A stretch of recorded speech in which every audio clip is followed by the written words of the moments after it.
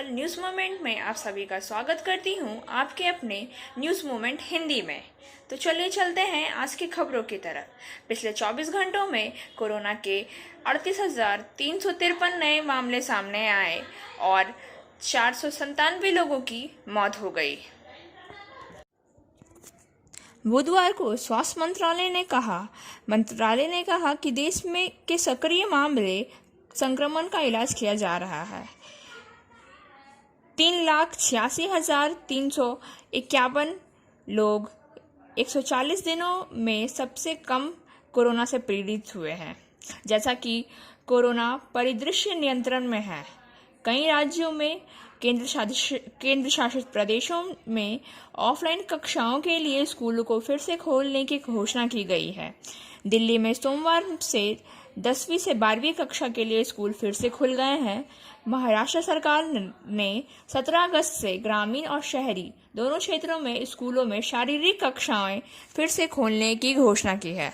उत्तर प्रदेश 16 अगस्त में से इंटरमीडिएट के छात्रों के लिए स्कूल फिर से खोले जाएंगे। Share and subscribe and forward YouTube channel News Moment. For more details and for advertisement, contact editor 956383. के पूर्व विधायक सह भाजपा नेता जितेंद्र तिवारी बुधवार को पांडेसर के भाजपा नेत्री सोनाली गिरी से मिलने गए, जिनका ब्रेन ट्यूमर का ऑपरेशन हुआ था। जब जितेंद्र तिवारी उनके घर पर बैठे थे तो तृणमूल कांग्रेस के नेता निताई मंडल के नेतृत्व में सैकड़ों कार्यकर्ता सोनाली गिरी के घर के सामने गाली गलौज करना शुरू कर दिया। शोर शराबा सुनकर जब जितेंद्र तिवारी निकले तो उनके सामने उन्हें गाली दिया गया। विरोध करने पर उनके साथ धक्का मुक्का किया गया। उनके सुरक्षा कर्मियों के साथ भी धक्का मुक्की किया गया। सूचना पाकर मौके पर व्यापक संख्या में पुलिस बल पहुंची। मामले को शांत किया गया। इस संबंध में जितेंद्र तिवारी ने कहा कि पांडेसर में जाने से पहले पुलिस को सूचना दी गई थी। सोनाली गिरी के घर जाने के बाद तृणमूल समर्थक ने निताई मंडल के नेतृत्व में हंगामा किया, उनके साथ धक्का मुक्की किया। एक मीडिया कर्मी को भी पीटा गया है। सोनाली गिरी के घर में तोड़फोड़ किया गया है। उन्होंने कहा कि चुनाव में हार जीत तो होती ही रहती है। चुनाव में जीत कर मनुष्य के लिए काम करना चाहिए। उन्हें डराने की क्या बात है? उन्हें रोकने की क्या जरूरत है? उन्हें जितना रोका जाएगा वे उतना ही पांडेसर में आएंगे। घटना की शिकायत थाना में की गई, उसके बाद भी कोई कार्यवाही नहीं की गई। कानून का रास्ता अपनाया जाएगा। पांडेसर थाना अंतर्गत पाथानगर के फुटबॉल मैदान के पास तृणमूल कार्यकर्ताओं को खून से लथपथ शव पाया गया और जिसकी वजह से सनसनी फैल गई। शव की पहचान स्थानीय निवासी दिलीप तुरी के रूप में हुई है। सूचना पाकर मौके पर परिजन व स्थानीय लोग पहुंचे। घटना की सूचना पुलिस को दी गई।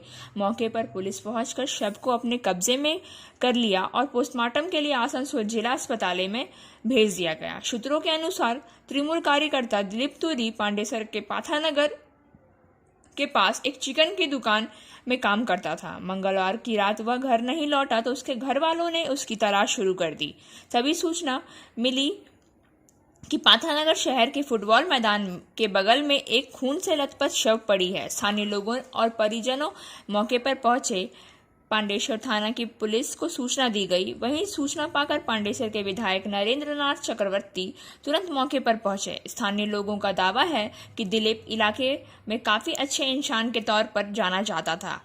यह घटना किसने की, यह किसी की समझ में नहीं आ रहा है। उधर पांडेसर के विधायक नरेंद्र नाथ चक्रवर्ती ने आरोप लगाया कि पांडेसर को आसान करने की कोशिश की जा रही है।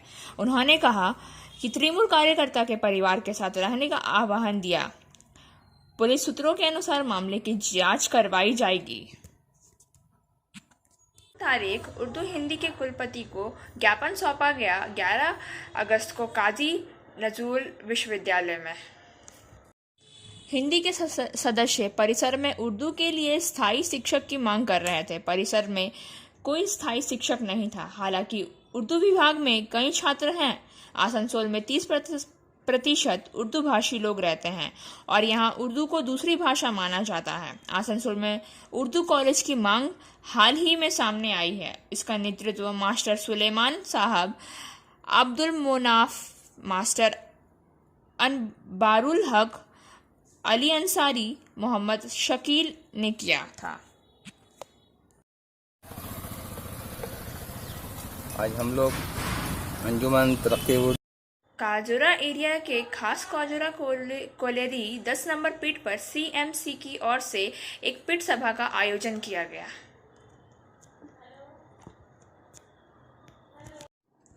सभा को संबोधित करते हुए सीएमसी एचएमएस के एरिया सचिव विष्णुदेव नोनिया ने कहा कि केंद्र की मोदी सरकार ठेका मजदूरों पर आए दिन शोषण दमन कर रही है।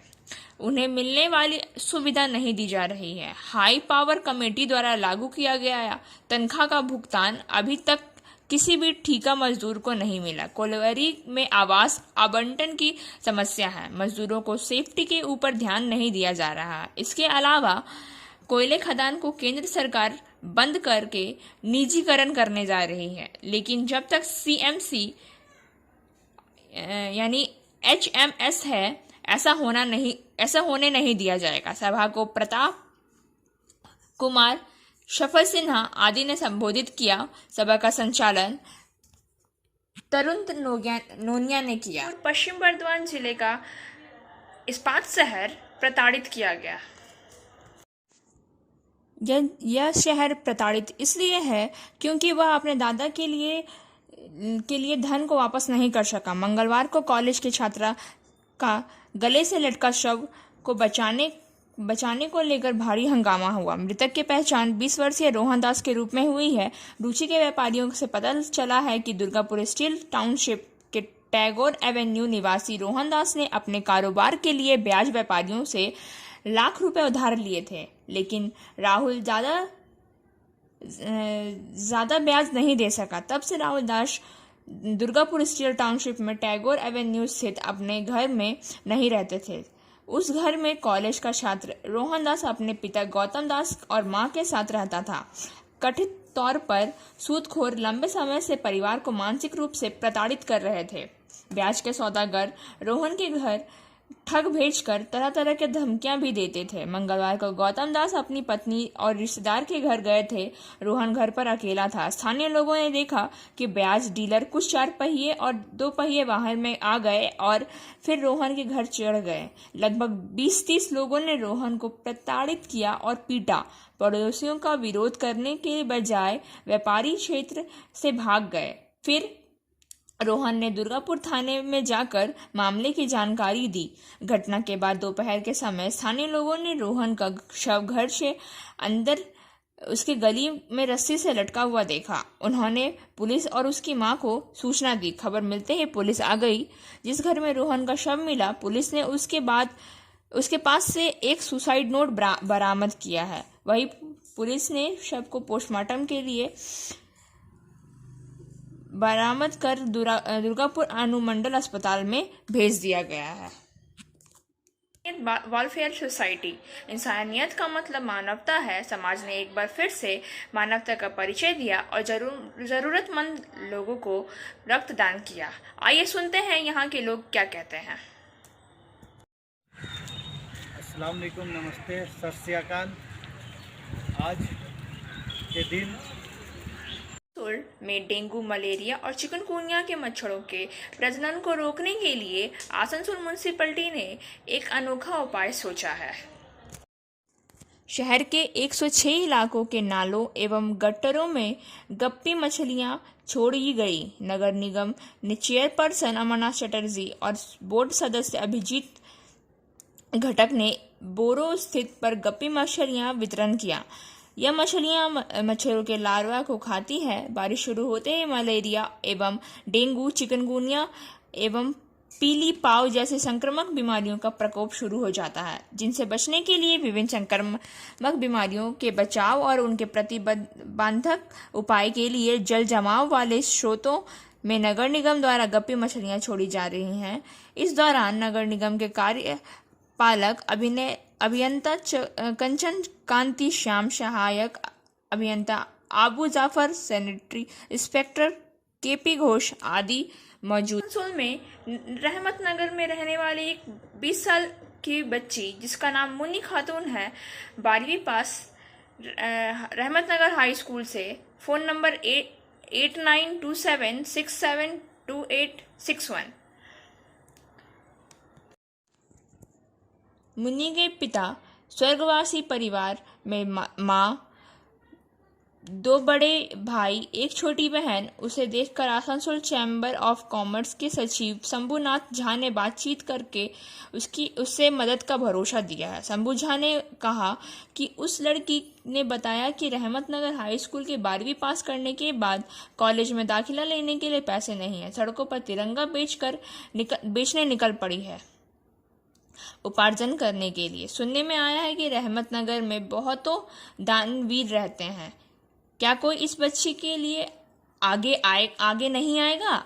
आशा है कोई ना कोई आगे तो ज़रूर ही आएगा, और अगर कोई नहीं आया तो शंभुनाथ झा वादा करते हैं मुन्नी खातून को कॉलेज में दाखिला करा के ही बैठेंगे। आशा है कल से मुन्नी खातून के मोबाइल में मदद का फ़ोन आने लगेगा।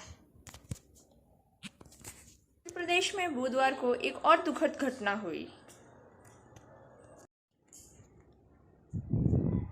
जब HRTC की चलती बस में भूस्खलन हुआ जिसमें लगभग 40 यात्री सवार थे। दुर्घटना में बच गई बस के चालक ने किन्नौर में जिला अधिकारियों को दुर्घटना के बारे में सूचित किया। अभी तक करीब 13 लोगों को बचा लिया गया है। घटनास्थल से 2 शव निकाले जा चुके हैं। ऑपरेशन तब तक जारी रहेगा जब तक सभी लापता व्यक्तियों का पता नहीं चल जाता या उन्हें बचाना ही लिया जाता। अधिकारियों ने बताया है कि भूस्खलन किन्नौर के चौरा गांव में सुबह करीब 11:50 में हुआ था। उपायुक्त आबिद हुसैन साकिब ने बताया कि मलबे में 40 से अधिक लोग के दबे होने की आशंका है। रिपोर्ट के मुताबिक पीएम मोदी ने मुख्यमंत्री जयराम ठाकुर से बात करने के बाद बचाव के लिए सेना के 2 हेलीकॉप्टरों की व्यवस्था की गई है। खदान श्रमिक कांग्रेस की ओर से बुधवार को चिनाकुड़ी 3 नंबर गेट में सभा का आयोजन किया गया। आज श्रमिक कांग्रेस पूरे विश्व में 35,000 मेंबरशिप रखता है। जब हम लोग ट्रेड यूनियन यहाँ शुरू किए थे उस समय परमानंद शर्मा ने आसनसोल के मंडल रेल के नए मंडल रेल प्रबंधक के रूप में कार्यभार ग्रहण किया। आसनसोल में परमानंद शर्मा ने आज आसनसोल मंडल के नए मंडल रेल प्रबंधक के रूप में कार्यभार ग्रहण किया। इस नए दायित्व से पहले वे भारतीय रेलवे में कई पदों पर कार्य कर चुके हैं। उल्लेखनीय है कि वे इससे पहले आसनसोल में वरिष्ठ मंडल यांत्रिक इंजीनियर कैरेज व बैगन के रूप में एवं वरिष्ठ मंडल यांत्रिक इंजीनियर डीजल के रूप में अपनी सेवा दे चुके हैं। इन्होंने मुख्य कारखाना प्रबंधक रेलवे शिफ्टिंग फैक्ट्री सिंथौली ग्वालियर में के दायित्व का भी निर्वहन किया है। इसके साथ साथ इन्होंने उत्तर मध्य रेलवे में मुख्य मोटिव पावर इंजीनियर डीजल के पदभार को भी निभाया है। इसके पश्चात इन्होंने मुख्य रोलिंग स्टाइक इंजीनियर पूर्व रेलवे के रूप में अपनी सेवा प्रदान की है। इस मंडल में मंडल रेल प्रबंधक के रूप में कार्यभार ग्रहण करने से पहले वे मुख्य कार्य प्रबंधक व पूर्व रेलवे लिलुआ के तौर पर पदस्थापित थे। इन्होंने IRSME के कैडर में फरवरी 1992 में अपनी रेल सेवा की शुरुआत की थी। आज के लिए बस इतना ही, और अब बारी है हमारे SMS ऑफ द मोमेंट की।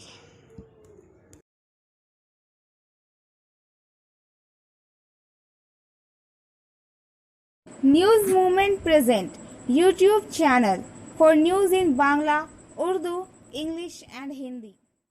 खबरों का सिलसिला यहीं ख़त्म होता है। आज के लिए बस इतना ही। हमारा वीडियो देखने के लिए धन्यवाद। चैनल को सब्सक्राइब करें, वीडियो को लाइक करें और वीडियो आगे की अधिक सूचना के लिए घंटी वाले आइकन को पुश करना ना भूलें।